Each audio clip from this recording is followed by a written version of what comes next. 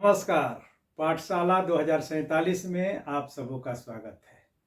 अब तक हम लोग सूर्यकांत त्रिपाठी निराला द्वारा रचित लंबी कविता राम के शक्ति पूजा में ये देखे और पढ़े कि राम और रावण के बीच प्रथम दिन का युद्ध अनिर्णित समाप्त हुआ। यद्यपि उस युद्ध में रावण का पलड़ा भारी रहा। सूर्यास्त होने के कारण युद्ध रुक जाता है और दोनों सेनाएं अपने अपने शिविर में चली जाती हैं। राम की सेना के प्रमुख युद्धपति यानी कि विभिन्न दलों के सेनापति अगले दिन के युद्ध की रणनीति तैयार करने के लिए राम के समीप बैठे हैं।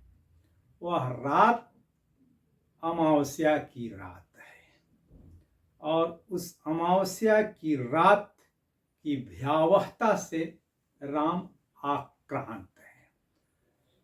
उसी भयाक्रांतता की स्थिति में राम को अपनी प्रिया सीता के साथ जो पुष्प वाटिका में प्रथम नेत्रोन्मीलन हुआ था उसकी याद आती है और राम में ऊर्जा का पुनः संचरण होता है। किंतु आज के युद्ध में जो दृश्य उन्होंने देखा उस दृश्य को देख करके वे आशंकित हैं, निराश हैं और उसी निराशा के क्षण में प्रिया की याद में करने के उपरांत उनमें एक जो है ऊर्जा का संचरण होता है और वे पुनः जो पराक्रम उन्होंने जनकपुर में सीता स्वयंवर के समय दिखाया था वही पराक्रम पुनः दिखाने को उद्यत होते हैं। उसी का इसमें वर्णन है जिसका के कठिन शब्दों का अर्थ सरलार्थ और व्याख्या हम लोग देखेंगे। सिहरा तन यानी कि सीता के शरीर में हुई कंपन और लज्जा भार से सीता को जो झुकते हुए उन्होंने तुरीय अवस्था को प्राप्त होते हुए उन्होंने जो है देखा, महसूस किया, उसी के साथ उनके शरीर में सिहरन पैदा हो गई। अगर सीता जी कांप उठी थी तो राम भी सिहर उठे थे। तो राम का शरीर जो है सिहर गया यानी कि सिहरन उनके शरीर में हो गई। क्षण भर भूला मन, क्षण भर के लिए मन जो है भूल गया। वो भूल गए कि कहाँ हैं, आज के युद्ध में क्या हुआ है। जो मन असमर्थ मानता था अपने आप को वह जो है और भयभीत था, वह मन जो है क्षण भर के लिए भूल गया और भूल करके लहरा समस्त यानी कि उनका पूरा शरीर जो है उल्लसित हो उठा, प्रफुल्लित हो उठा, लहरा उठा यानी कि सीता का स्मरण होते हैं। फिर हर धनुर्भंग को पुनर्वार ज्यों उठा हस्त। हर के यहाँ पर जो है दो अर्थ निकलेंगे। एक हर तो जिस धनुष को उन्होंने तोड़ा था, अर्थात महादेव के धनुष को उन्होंने तोड़ा था। तो हर धनुर्भंग को, यानी कि जिस भांति उन्होंने शिव के धनुष को, भंग का मतलब जो है तोड़ना, को भंग किया था, तो वैसे ही उसी रूप में उसी धनुष को, यानी कि शिव के धनुष को जो है तोड़ने के लिए पुनर्बार यानी कि फिर से दोबारा जो है तोड़ने के लिए ज्यों उठा हस्त, उनका हाथ जो है बरबस ही उठ गया। पुनर्बार यानी कि फिर से एक बार जो है तोड़ने के लिए उठ गया। फूटी स्मृति सीता ध्यान लीन राम के अधर। और फूटी स्मृति, स्मृति का मतलब जो है मुस्कान, यानी कि उनके अधरों पर, राम के अधरों पर फूटी स्मृति यानी कि मुस्कान फूट पड़ी।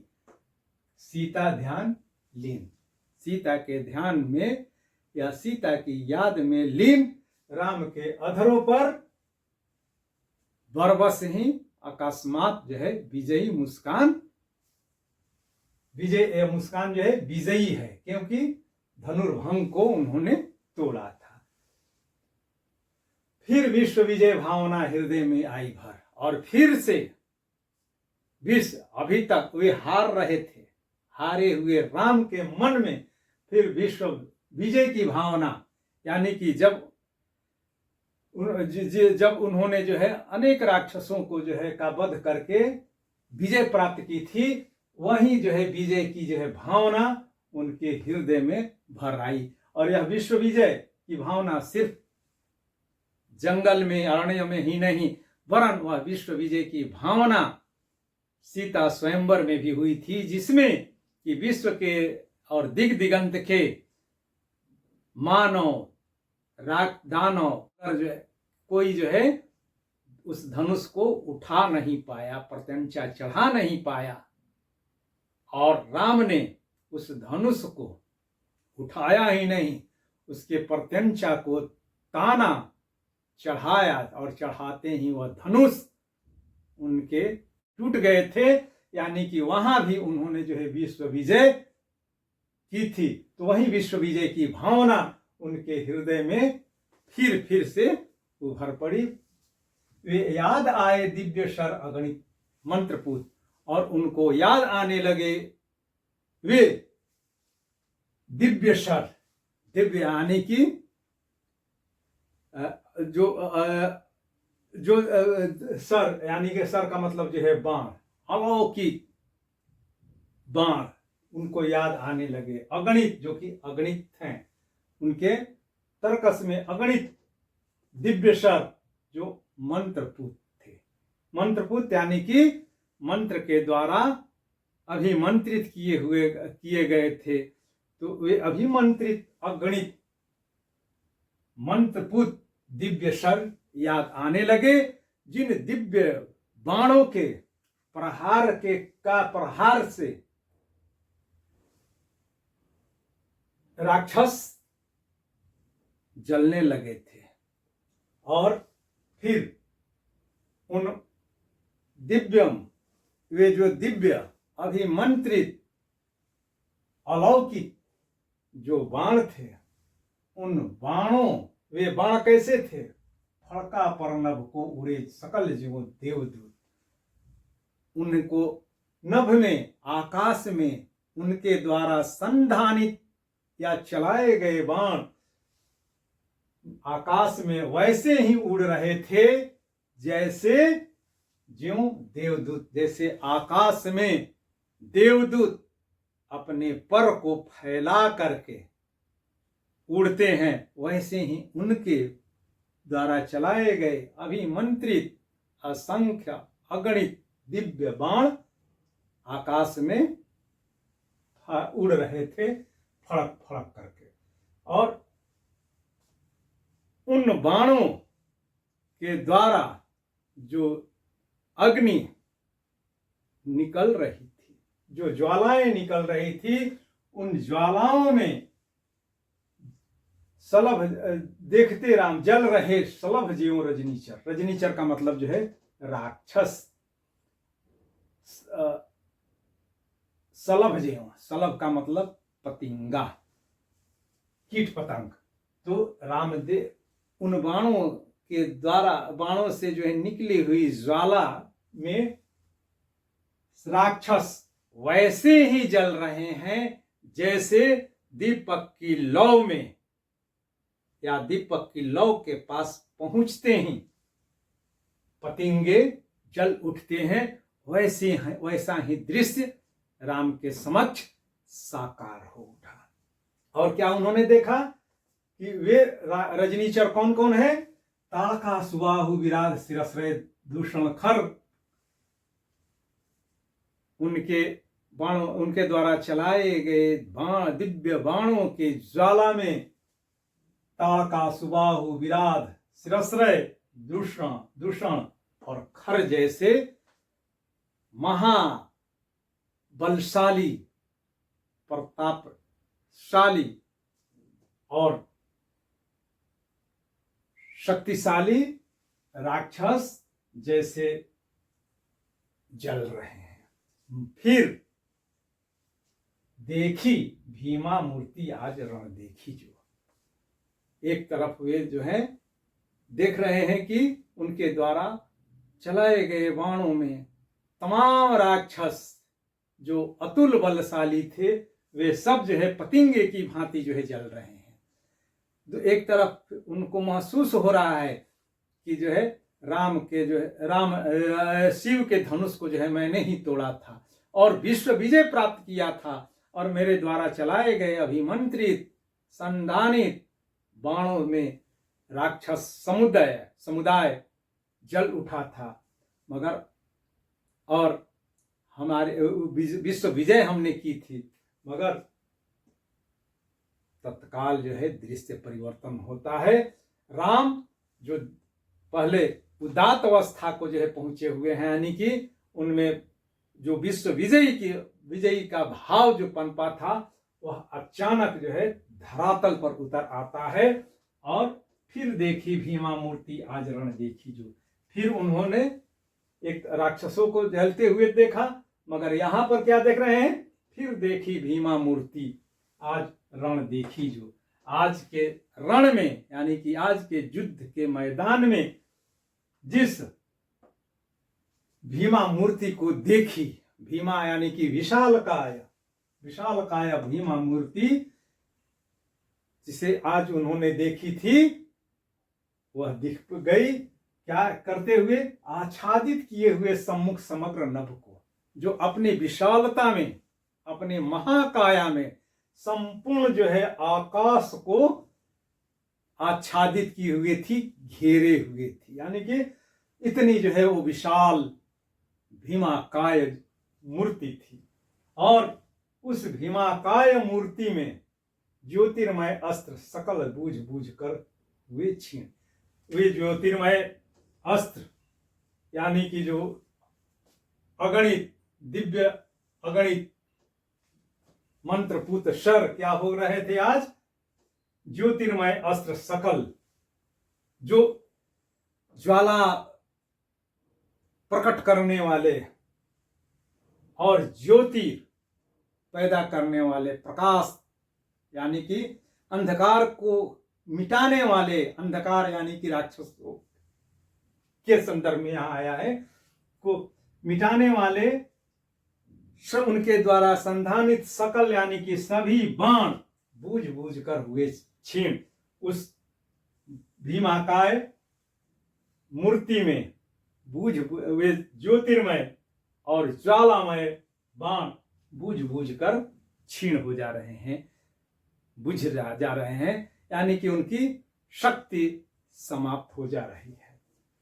पा महानीलय, ठीक वैसे ही पा महानीलय, नीले का मतलब जो है घर और महा का मतलब बड़ा। तो बड़ा घर का मतलब बाणों का घर क्या होगा? तो तारकस। तो वे उनके द्वारा सभी बाण, उनके द्वारा चलाए गए सभी दिव्यास्त्र उस तन में, उस तन रूपी यानी कि उस भीमाकाय मूर्ति के तन रूपी तारकस में क्षण भर में ही लीन यानी कि विलीन हो जाते हैं, नष्ट हो जाते हैं। उनकी शक्ति समाप्त हो जाती है। जो ज्वाला है वो शांत हो जाती है और जो ज्योति है वो बुझ जाती है। यह देख करके लख शंकाकुल हो गए। लख का मतलब जो है देख करके, शंकाकुल यानी कि जो अभी विश्व विजय की जो भावना उनके मन में उपजी थी, पनपी थी, अब जो है वे शंकाकुल हो गया। इसीलिए असमर्थ मानता हृदय मन हो हार हार। तो अब यहाँ पर वे फिर शंकाकुल हो गए। अतुल बल शेष नयन, अतुल बलशाली राम अतुल बलशाली हैं, विश्व विजय का उनमें सामर्थ्य है। उन्होंने शिव के धनुष को तोड़ा है और उनके बाणों के प्रहार से राक्षस दल जो है नष्ट हो गए हैं। वे अतुल बलशाली शेष नयन, अतुल बलशाली शेष नयन यानी कि राम शंकाकुल हो गए। किसको देख करके? भीमा मूर्ति को। शेष नयन, यहां शेष नयन के दो अर्थ निकलेंगे। एक तो शेष नयन यानी कि शेषशायी विष्णु को शेष नयन कहते हैं, यानी कि यहां पर विष्णु। और शेष नयन का दूसरा अर्थ होता है, प्रतीकात्मक अर्थ है कि शेष अर्थात शेष नाग की जो आंखें होती है, नयन जो होते हैं, उनका महत्व या वे आंखें सृष्टि के संरक्षण के लिए, सृष्टि की रक्षा का भाव लिए हुए होती हैं। तो वे यहां पर अगर शेष नयन विष्णु के अर्थ में लेते हैं, तब चूंकि हम आलोचक ये मानते हैं कि राम की शक्ति पूजा में राम के मानवीय रूप का जो है चित्रण हुआ है, तो यहां पर शेष नयन का प्रयोग राम के उस व्यक्तित्व से संबंधित है जिसमें उनका ध्येय है सज्जनों की रक्षा, साधुओं की सुरक्षा और दुष्टों का नाश, असत्य पर सत्य की विजय, तमस पर प्रकाश की विजय। तो यहां पर शेष नयन का अर्थ होगा कि जिनके ऊपर सृष्टि की रक्षा का दायित्व है, वे अतुल बलशाली राम शंकाकुल हो जाते हैं। खींच गए दृगों में सीता के राममय नयन, और उस दृश्य के स्मरण होते ही राम की आंखों में सीता फिर से दृश्यमान हो उठी। और वह सीता जिनकी जिनकी आंखें राममय थी, यानी कि उनकी नजरें राम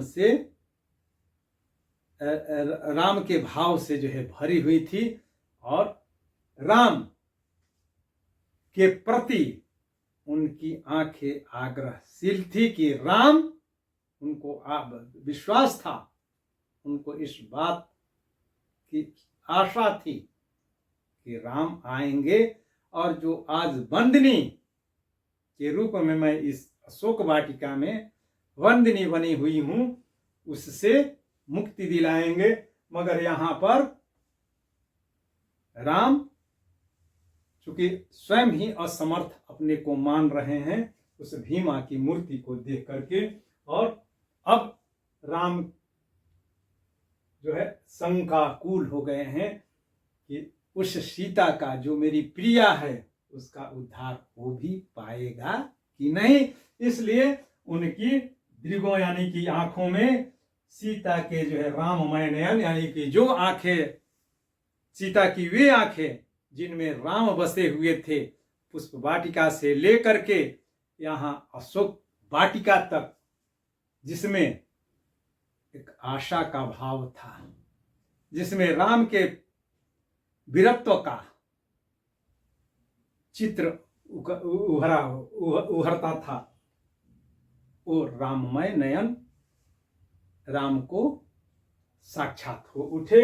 और फिर सुना हंस रहा अट्ठास, अट्ठास करके अभिदृश्य के साथ साथ, यानी कि चित्रबिंब के साथ यहाँ पर श्रव्य बिंब, यानी कि अट्ठास जो है कर रहा है रावण। फिर सुना हंस रहा अट्ठास, यानी कि भीमा मूर्ति का आश्रय पाकर के रावण आज के युद्ध में विजय की ओर बढ़ रहा था, और विजयी रावण उन्माद में उद्धतता के साथ अट्ठास कर रहा था। रावण खल खल यानी कि और खिलखिला करके अट्ठास कर रहा था, हंस रहा था। और खल खल का एक अर्थ यह भी हो जाएगा, रावण खल यानी कि खल रावण, दुष्ट रावण खिलखिला रहा था। भावित नयनों से सजल गिरे दो मुक्ता दल। और राम मैं सीता के नयन का स्मरण होते ही, जो राम अब तक पुष्प वाटिका में नेत्रोन्मीलन कर रहे थे, जिनमें उस सीता को जो है पाने के लिए उनको क्या उद्यम करना पड़ा था, और अब तक उन्होंने किन वीरत्व भावों का प्रदर्शन किया था, उन नेत्रों में सीता के आशान्वित राममय नयन को, रावण के अट्ठास को सुन करके उनकी आंखों से गिरे सज्जल, सज्जल यानी कि जो है जल या भरी हुई आंखों से गिरे दो मुक्ता दल। दो मुक्ता यानी कि मणियों के दो दल जो है गिर पड़े, यानी कि राम रो पड़े। तो यही उसका जो है सरलार्थ और उसकी व्याख्या। अब इसमें विशेष तो भाषा, तो भाषा के तौर पर हम लोग जो है कह सकते हैं कि भाषा तत्समनिष्ठ होने के बावजूद स्वाभाविक है, सहज है, और भाषा में प्रवाह है, और सटीक शब्दों का चयन यहाँ पर निराला ने जो है किया है। और उसी सटीकता के कारण हम यहाँ देख रहे हैं कि एक ही साथ तीन रसों का सामंजस्य करने में कवि ने सफलता प्राप्त की है। वीर, रौद्र और श्रृंगार। हाथ उठा रहे हैं धनुष को फिर से, शिव के धनुष को तोड़ने के लिए, तो वीरता का, और राक्षस दल जल रहे हैं उनके द्वारा चलाए गए बाणों की निकली हुई ज्वाला से। तो यहाँ पर जो है वीर रस का जो है वीर रस का संचरण हो रहा है। और फिर देखी भीमा मूर्ति और उसकी विकरालता, और रावण का युद्ध भूमि में अट्ठास करना, यहाँ जो है यहाँ पर भयंकरता है। तो रौद्र भी है और राममय नयन, यानी कि तन जो है सीता की याद आते ही तन का सिहरना और सीता के राममय नयन, यानी कि सीता को इस युद्ध भूमि में ऐसी जो है विकट परिस्थिति में स्मरण हो आना और सीता को याद करके उनकी आंखों का सजल हो जाना, आंसुओं से भर जाना और उससे आंसू अश्रु बूंद का टपक पड़ना, मानो वे मणि हों। तो इसमें श्रृंगार रस है। तो एक ही साथ शब्दों के सटीक चयन के माध्यम से कवि ने विरोधाभासी रसों का समन्वय करके या उनके बीच सामंजस्य स्थापित करके उन्होंने मैथ्यू आर्नल्ड के इस कथन को भी झुठला दिया है कि विभिन्न विरोधी रसों का समन्वय या सामंजस्य काव्य को दूषित कर देता है। उन्होंने काव्य के लालित्य बोध का बाधक होता है, इसको उन्होंने झुठला दिया है। वरन यहाँ पर आचार्य रामचंद्र शुक्ल जी के शब्दों में विरोधों का सामंजस्य करके इस बंध में, इस छंद में लालित्य को भर दिया है और पूरे राम की शक्ति पूजा को और अत्यधिक मार्मिक बना दिया है। तो भाषा के बाद और भाषा में ही बीम, तो दृश्य बीम भी है, श्रव्य बीम भी है और चक्ष। उसके बाद जो है छंद, तो छंद अलग ही नाम दिया गया है इस छंद को, शक्ति पूजा छंद, जिसे आलोचक निराला पर आक्षेप लगाते हुए, उनकी आलोचना करते हुए इस छंद को रबर छंद और केचुआ छंद का भी नाम देते हैं। यद्यपि आज के समय में शक्ति पूजा छंद के नाम से या रूप में यह छंद प्रचलित हो गया है। उसके बाद जो है अलंकार, तो अलंकार तो इसमें जो है उत्प्रेक्षा, ज्यों उठा हस्त, यानी कि धनुष को जो है तोड़ने के लिए हाथ का जो है उठना, यानी कि इसमें उपमेय का बलपूर्वक उपमान की जो है संभावना जो है व्यक्त करने के कारण इसमें उत्प्रेक्षा अलंकार है, उत्प्रेक्षा। फिर ज्यों देवदूत, ज्यों रजनीचर और ज्यों, तो इसमें उपमा अलंकार है। पा महानिलय, यानी कि पा महानिलय स्तन, यानी कि तन को ही जो है महानिलय, यानी कि यह तन, यानी कि उस भीमा मूर्ति का तन क्या हो गया, विशाल काय घर। तो यह यहाँ पर जो है रूपमा, यानी कि तन ही तर्कस बन गया, इसलिए इसमें रूपक अलंकार है। और शंकाकुल अतुल बल शेष नयन, यानी कि शंकाकुल हो जाते हैं कौन, अतुल बल शेष नयन, यानी कि जिनके ऊपर सृष्टि की रक्षा का भार था, वो बलशाली अतुल्य बल वाले राम शंकाकुल हो जाते हैं। इसलिए इसमें विरोधाभास अलंकार है, विरोधाभास। और 28 खल खल, खल खल यानी कि एक ही शब्द की दो बार जो है आवृत्ति होने के कारण इसमें विपसा अलंकार है, विपसा। और साथ ही एक खल का मतलब खिलखिलाहट और दूसरे खल का अर्थ राक्षस होने के कारण इसमें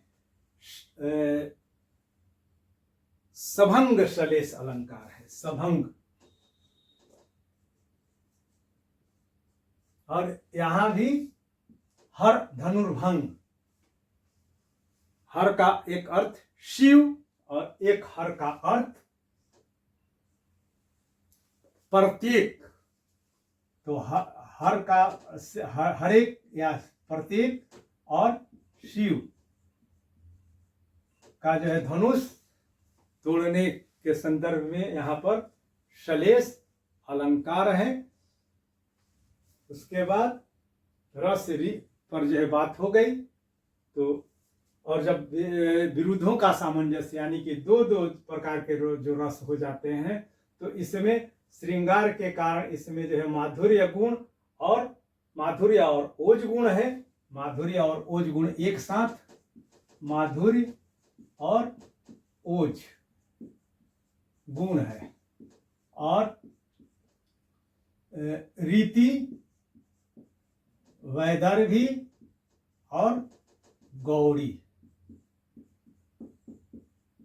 और विरिति, मधुरा और परुषा है। और परुषा विरति एक ही साथ, यानी कि विभिन्न विरोधी भावों का इसमें संगोपन हुआ है। और काव्य दोष तो हम लोग चाहें तो उसमें काव्य दोष के तौर पर शेष नयन को हम अगर विष्णु के रूप में चित्रित करें या अर्थ लगाएंगे तो हम कह सकते हैं कि राम के मानवीय रूप का चित्रण निराला का दे रहा है, किंतु यहाँ पर शेष नयन का प्रयोग करके उन्होंने विष्णु यानी कि जो है अवतारी पुरुष का जो है चित्रण किया।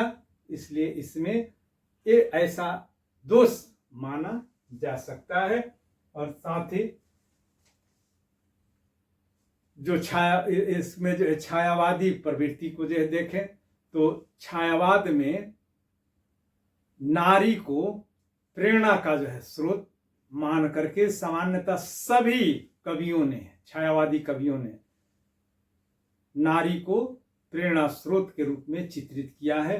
तो यहाँ भी निराला ने इस प्रसंग को ला करके नारी के उसी दिव्य प्रेरक, प्रेरणा स्रोत, प्रेरणादायी रूप का चित्रण करने में सफलता पाई है। और इसमें उन्होंने फ्लैशबैक टेक्निक का प्रयोग किया है। फ्लैशबैक टेक्निक यानी कि पूर्व दीप्ति प्रभाव टेक्निक, फ्लैशबैक टेक्निक का प्रयोग करके उन्होंने असमर्थ मान चुके और जो है पराजय को लगभग स्वीकार कर चुके राम में ऊर्जा का संचरण पैदा करने का प्रयास किया है। बहुत बहुत धन्यवाद। इसको अपने मित्रों के बीच भी शेयर कीजिएगा, सब्सक्राइब कीजिएगा और इसको बार बार देखिएगा। और अगर कहीं परेशानी हो तो फोन कीजिएगा या